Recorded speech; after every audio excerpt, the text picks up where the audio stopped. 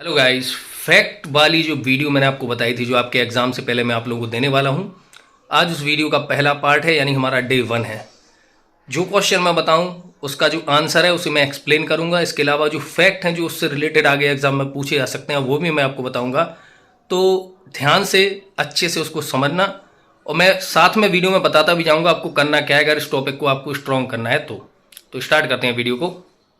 So guys, आज है class का डे 1 और आपका पहला प्रश्न जो है वो है, उस प्रथम समर्पित भारतीय खगोलीय मिशन का नाम क्या है जिसका लक्ष्य एक साथ एक्सरे, ऑप्टिकल और यूवी स्पेक्ट्रम बैंड में खगोलीय स्रोतों का अध्ययन करना है।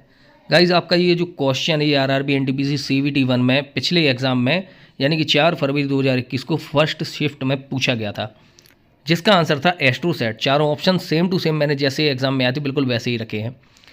अब जो आप लोगों को समझना है, आप लोगों को क्या करना है, ध्यान रहे जो भी क्वेश्चन आप पिछले सेट का आप लोग भी अगर घर पे लगाएं या जो मैं बता रहा हूँ उसमें भी आपको ध्यान रखना है।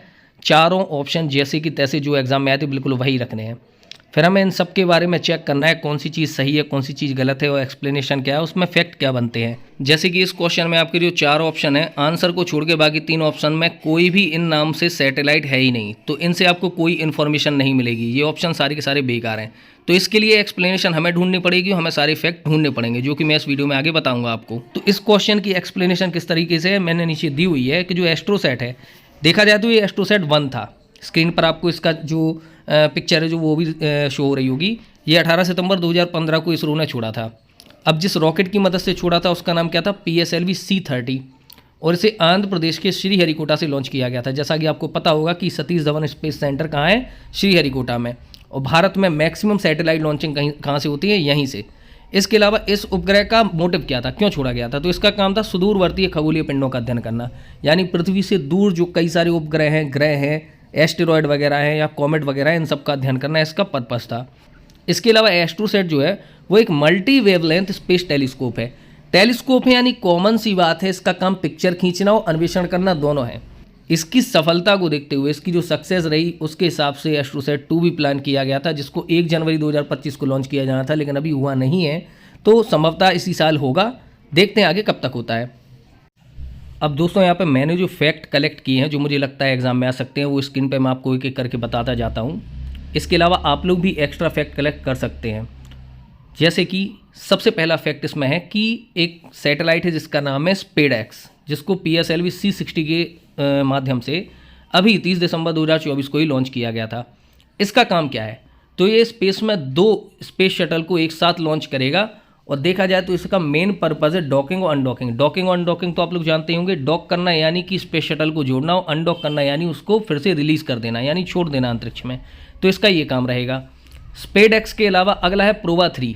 ध्यान रखना, प्रोवा 3 जो है वो सिर्फ भारत का यानी इसरो का मिशन नहीं है। इसरो ने इसमें मदद की है ESA की, यानी यूरोपियन स्पेस एजेंसी की, और ये कंबाइंड मिशन है, कोलेब्रेशन हुआ है दोनों एजेंसी का। और प्रोवा 3 को PSLV C-59 से, यानी पिछले वाले से कम कर दिया जाए, PSLV C-59 से छोड़ा गया, और ये छोड़ा गया 5 दिसंबर 2024 को। प्रोवा 3 इंपॉर्टेंट है, याद रखना अच्छे से। इसके बाद है EOS-08 यानी कि अर्थ ऑब्जर्वेशन सैटेलाइट। इसको छोड़ा गया SSLV D3 के द्वारा, और ये छोड़ा गया था 16 अगस्त 2024 को। और इसका पर्पज़ क्या है, पर्यावरण निगरानी एवं आपदा प्रबंधन। पर्यावरण निगरानी यानी मौसम में होने वाले कई परिवर्तन, चाहे वो सुनामी हो, इसके अलावा ज्वालामुखियों का फटना हो, भूस्खलन हो, या भूकंपों का आना हो, या फिर मौसमी परिवर्तन जैसे कि सर्दियों का बढ़ना एकाएक, गर्मियों का आना, एल नीनो प्रभाव वगैरह। इसके अलावा आपदा प्रबंधन यानी इन सब से निपटने के लिए जो तरीके होते हैं, जो तरीके अपनाए जाते हैं, पहले से जो चेतावनियाँ मिलती हैं, उन सब की निगरानी करने के लिए EOS-08 को छोड़ा गया। अब इसके बाद है इनसैट। इनसैट बहुत महत्वपूर्ण और सबसे पुरानी सैटेलाइट श्रृंखलाएं जो है भारत की, उनमें से एक है जिन्हें शुरू छोड़ता है। तो इनसैट का अभी लेटेस्ट जो छोड़ा गया है वो है 3DS, इनसैट 3DS, और इसको छोड़ा गया है GSLV S-14 के द्वारा। देखो यहाँ एक पॉइंट सब लोग अच्छे से याद रखना, किसी भी सैटेलाइट को लॉन्च करने के लिए रॉकेट लॉन्चिंग व्हीकल की ज़रूरत पड़ती है। और ये जो व्हीकल होते हैं, व्हीकल 3 टाइप के होते हैं। एक होता है PSLV, एक होता है GSLV, और एक होता है ASLV। PSLV यानी होता है polar satellite launch vehicle, GSLV यानी जियोसिंक्रोनस सैटेलाइट लॉन्च व्हीकल, और इसके अलावा ASL यानी ऑगमेंटेड सैटेलाइट लॉन्चिंग व्हीकल। अब जो PSLV होता है ये हल्के रॉकेट के लिए होता है, जो कम वजन के होते हैं, जो कम वजन के उपग्रह होते हैं उन्हें छोड़ने के लिए इस रॉकेट का उपयोग करते हैं PSLV का। लेकिन जो भारी उपग्रह होते हैं उन्हें छोड़ने के लिए यूज़ करते हैं GSLV का।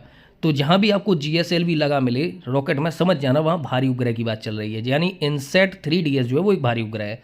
ऊपर के आपने देखे होंगे 2 PSLV वाले हैं जो कि कम वजन वाले उपग्रह होंगे।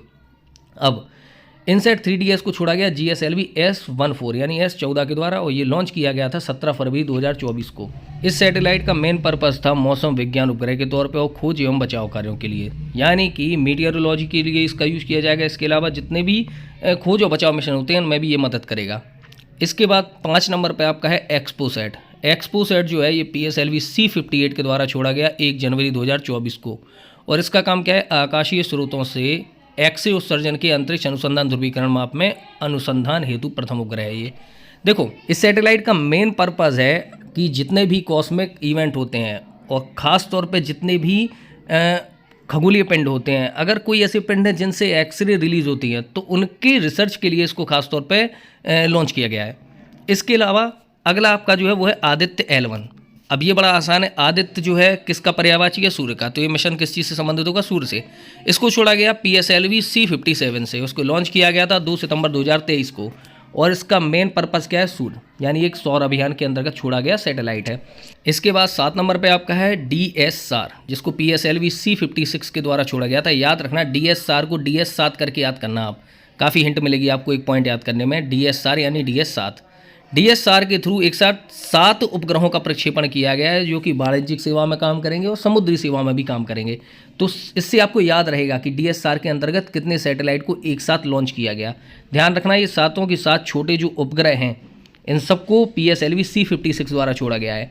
ठीक, इसके बाद अब लास्ट में जो मैंने 8, 9, 10 नंबर पर फैक्ट रखे हुए हैं, ये हर साल पेपर में आते हैं, फिक्स हैं। पता नहीं किसकी शिफ्ट में फंस जाए, लेकिन फिक्स हैं, हर साल आते हैं। तो इन 3 को मैंने रखा है यहाँ पर, जानबूझ के रखा है ताकि इन्हें आप अच्छे से रिवाइज कर लें। जिन्हें पहले से याद है अच्छी बात है। आपको 8वें, 9वें और 10वें नंबर के फैक्ट के तौर पे याद करना है चंद्रयान 1, 2 और 3। चंद्रयान 1, 2 और 3।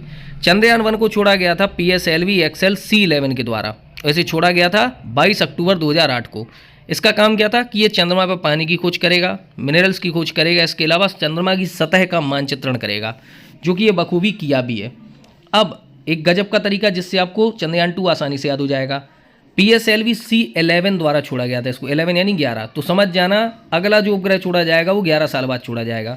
इसलिए आप देख भी सकते हो कि चंद्रयान 2 को GSLV Mark 3 M1 की सहायता से कब लॉन्च किया गया, 22 जुलाई 2019 को, यानी चंद्रयान 1 से ठीक 11 साल बाद। तो इसको याद करने के पर्पज से सिर्फ दिमाग में रखना है। और अगर आप सामने देखें तो आपको पता चलेगा कि चंद्रयान 2 में जो लैंडर था उसका नाम रखा गया था विक्रम, और जो रोवर था उसका नाम रखा गया था प्रज्ञान। इस चीज़ को बहुत अच्छे से दिमाग में रखना है आपको।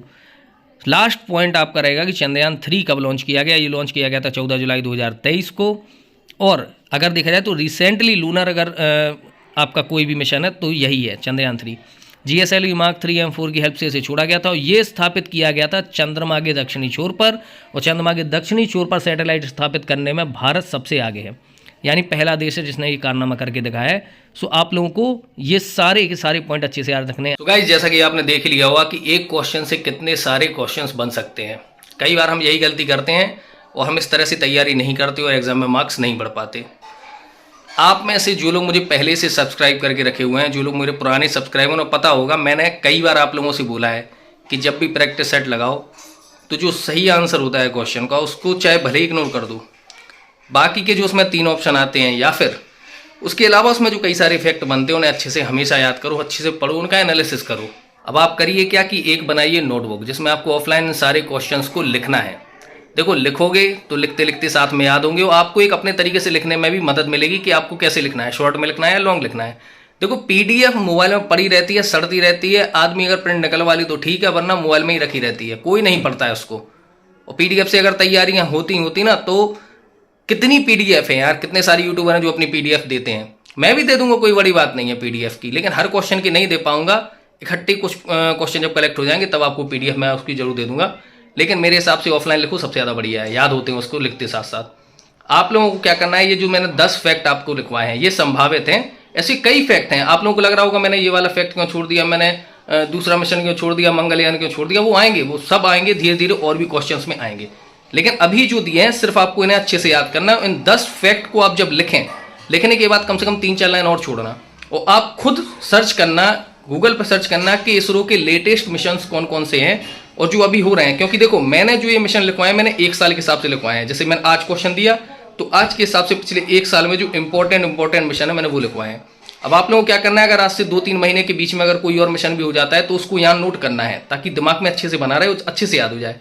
तो इसमें 2-3 लाइनें छोड़ के या 3-4 लाइनें छोड़ के इसके बाद अब अगले क्वेश्चन को लिखना जो मैं अगली वीडियो में आप लोगों को बताने वाला हूँ। ठीक, उम्मीद है आप लोगों को ये वीडियो अच्छी लगी होगी, आपको समझ में आया होगा कि क्वेश्चन क्या है, किस तरह इफेक्ट निकालने हैं, किस तरह उनके ऑप्शंस को ऑब्जर्व करना है। तो प्लीज़ अगर आपको अच्छा लगा तो वीडियो को लाइक जरूर करना, चैनल सब्सक्राइब कर लीजिए। ऐसी आगे बहुत सारी वीडियो आने वाली है जो आगे एग्जाम में आप लोगों को बहुत मदद करने वाली हैं। तो मेक श्योर चैनल को सब्सक्राइब कर लेना। मिलते हैं अगली वीडियो में।